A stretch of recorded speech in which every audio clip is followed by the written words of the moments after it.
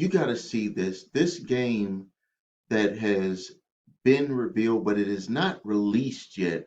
The creators of the game have been, uh, kind of teasing out some of uh, the parts of the game, but this video is about not really about the game itself.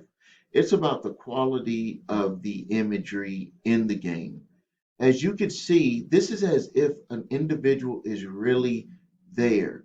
And there's been debates about how when people are playing video games, that a lot of the violence that is going on is is able to happen because people are used to playing it out on video games. They don't think that it's real. They don't understand that people don't come back.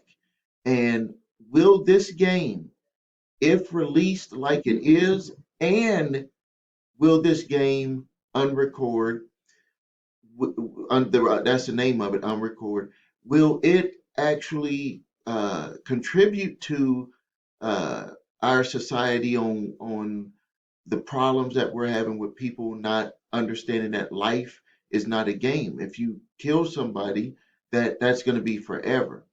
And the way that this game is, look at it. Look at the graphics on it. I mean, an individual could get lost in this game, and if they were, is this is just going to be something that's scary, and it's going to have to play out. We our human mind sometimes does not um, understand the difference between what's real and what's fake.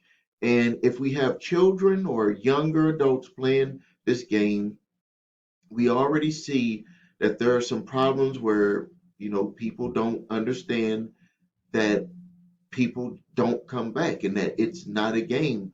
We see this out there with people stealing the Kia vehicles in our area. There's this group called the Kia Boys, and they steal Kia vehicles and they're mimicking what they see online.